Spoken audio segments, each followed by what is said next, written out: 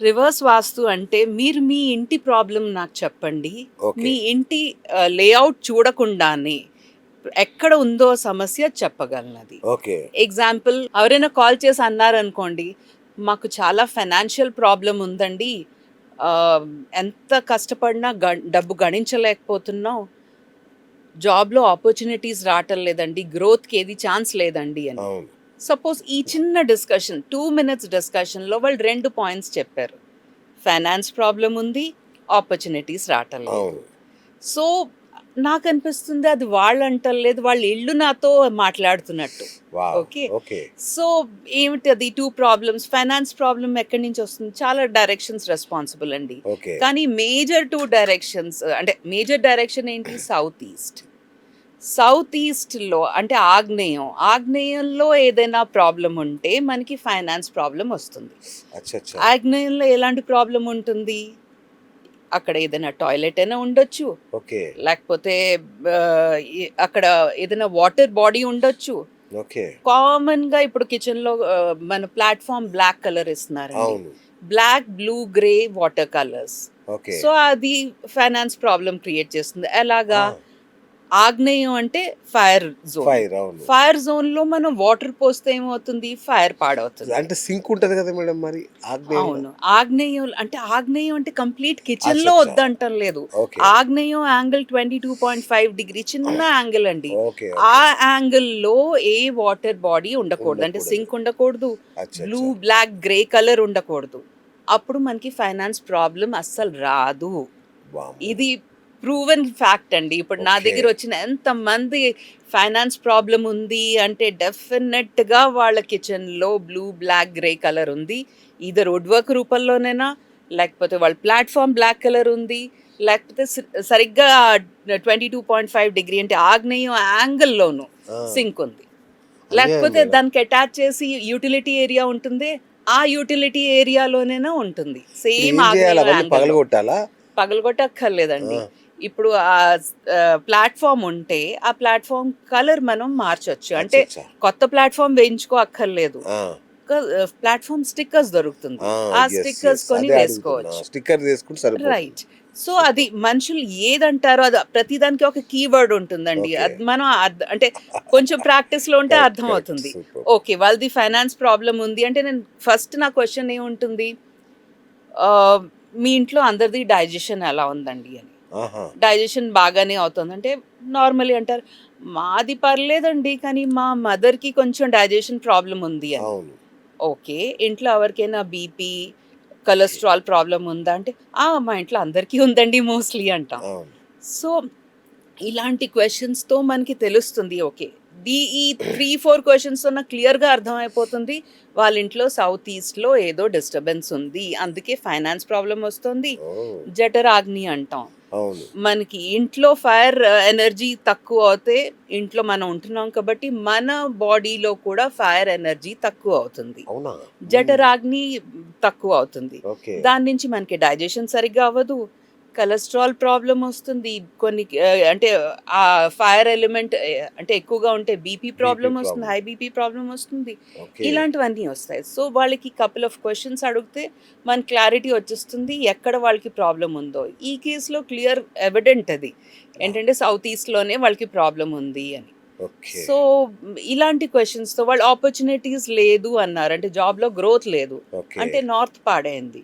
నార్త్‌లో మీకేముందండి అని first question అడుగుతాం.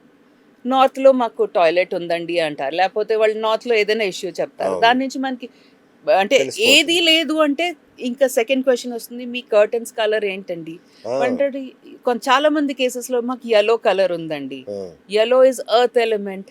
Water zone north water zone. Water జోన్‌లో మనం ఎర్త్ ఎలిమెంట్ పెడితే ఏమవుతుంది? అది బురద అవుతుంది. ఓకే. కదా! ఓహ్ మై ఒక గాడ్! అంటే సాయిల్‌లో నీళ్లు పోస్తే ఏమవుతుంది? బురద అవుతుంది. అవును. అంటే ఎర్త్ పాడైంది, వాటర్ పాడైంది. ఆ! సో, అది కూడా డిస్టర్బెన్స్. వాళ్ళు అడిగిన క్వెషన్స్ బట్టి అంటే మనం అడిగిన వాళ్ళు ఆన్సర్ చేసిన ఆన్సర్స్ బట్టి హ్మ్. మన క్లారిటీ వచ్చేస్తుంది ఎక్కడ వాళ్ళకి ప్రాబ్లమ్ ఉందో. ఇదా యాక్చువల్గా ఇది రివర్స్ టెక్నాలజీ. సూపర్ ఉంది. సో ఎక్కడ పగలగొట్టాలు అయితే ఏమి ఉండవు కదా, ఏది ఎందుకంటే మా వాళ్ళకి అది ఒక క్లారిటీ ఇచ్చేస్తే కాదు, కాదు. వాళ్ళు ఇక ఎపిసోడ్ చూస్తారా, ఓకే చూడొచ్చులే అని. ఏ రకమైన స్ట్రక్చరల్ చేంజ్ లేకుండా వాస్తు చెయ్యొచ్చు. ఇంకా వాళ్ళకి దాని రిజల్ట్స్ కూడా సేమ్ ఉంటుంది. పగలగొడితే ఏ రిజల్ట్ అంటే వాళ్ళకి ఎఫెక్ట్ ఉంటుందో సేమ్ ఎఫెక్ట్ పగలగొట్టకుండా కూడా వస్తుంది. సూపర్.